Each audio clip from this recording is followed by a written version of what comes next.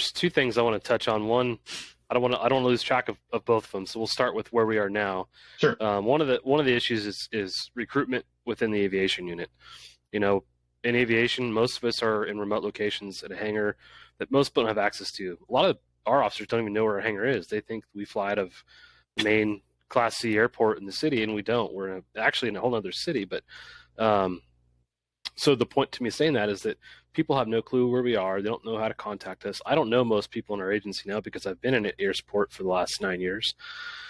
And I like Jeff that I don't know what the circumstances that led to you going to the briefing to look for a partner, but I think it's really kind of cool that your agency does that. I don't know if it's an ongoing thing to where they come down and ask for someone to go ride, but man, it's just people don't know what we do, don't know how to get access to our hangar or a flight. But that's a big part of us, I think, developing our recruitment pool is just being visible and present, being at briefings, talking about what we do, providing the customer service that we should be by going to these briefings, providing the training and, again, recruitment that takes place when you go down to those briefings. So that's a big part. But before I forget the other part, let me back up. Back, Steve, to where you talked about taking a demotion to go in aviation. Aviation is one of those unique professions and industries where people would be willing to do something like that. There's not many, I don't think there's any other special assignment in public safety, law enforcement, fire, anything else, that someone would be willing to take a demotion. I don't know if yours involved a pay cut or what it involved, but definitely a cut in rank to take that spot. So I think that speaks to the passion that people have to be in this industry, which is really cool. And I think that's part of why we all do this, right? Like everyone who's in aviation, for the most part, someone who wants to be there. You don't have guys that show up to the hangar kicking their tires pissed because they have to go to work. Like everyone's generally pretty happy to be there, which is cool. Right. It reminded me of, we had Brian Harris from the Low Level Hell podcast on our show. This is, well over a year ago.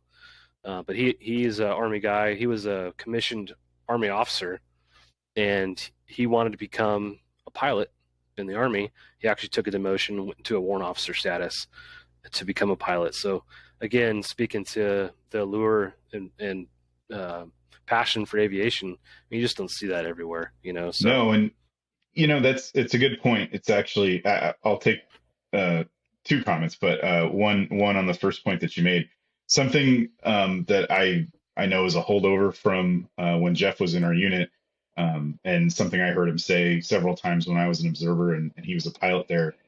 We actually, first of all, I totally agree with you. Like I've been out of patrol now since 2015, and so I feel that same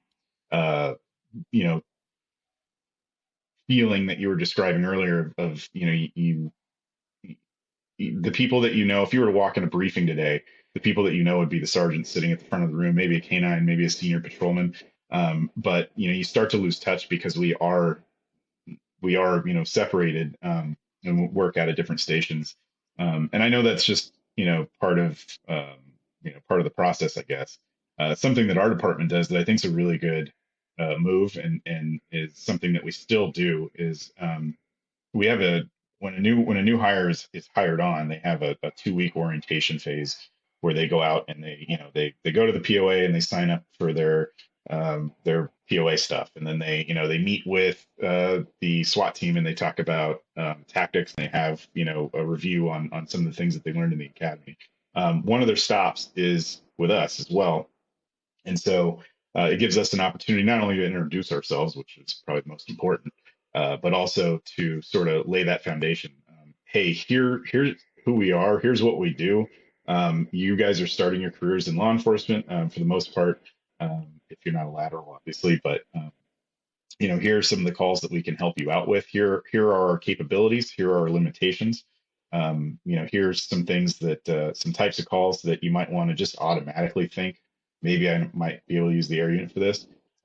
So like I said, it's not really more than an hour. It gives us an opportunity to meet our new employees, which is great.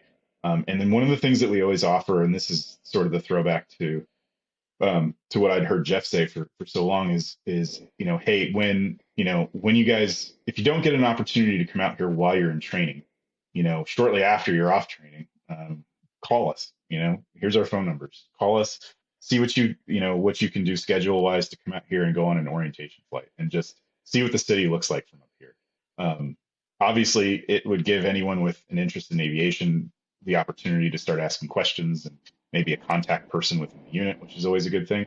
But it also gives them the opportunity to see how we see the city when we're working calls. And it's sort of an extension of that initial orientation, speech essentially, which is, hey, here's what we see when we're overhead working calls. So here's, this will give you our perspective on what's going on.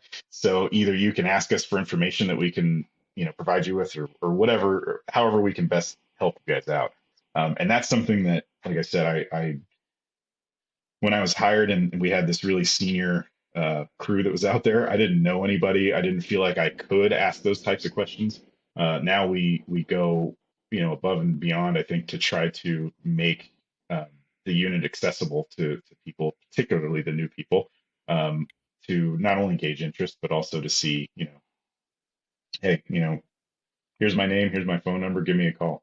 We'll take you up for a flight. We'll show you how we can help you, basically. So that's, I think, a really important part, for any department to be able to develop new employees who are interested in coming out, or just, overall kind of boosting awareness and officer safety and everything else. So it's a good move, I think. Yeah, I feel like we should be talking to those officers, those new officers, early and often. Early as early as you guys are talking about is huge, so they kind of have an understanding what aviation is and what it is we can do, like you said. But as their career progresses, they have a little better understanding of what our capabilities are. Once the world stops moving at 5,000 miles an hour for them, they can slow things down. They can understand this stuff a little easier. Exactly. That's why I always, in the orientation phase, when they first come out of the academy, they don't know, and to steal SR3's, motto, they don't know what they don't know. So you're bringing out a brand new cop that just finished the academy and everything's cool and everything's, new, and they don't know the radio traffic. They don't know, they haven't experienced a vehicle pursuit, a foot pursuit, a perimeter. They haven't experienced any of this stuff yet. So taking them up in the helicopter at that point, I don't mind it, because I think it's, it's a good experience, but how much are they really getting out of it? Now you take that same officer, and after 6 months of being in the field training program, where they've, most likely, especially in our city, have pretty much experienced, everything at that point, you bring them back out, and now you put them in the back of the helicopter.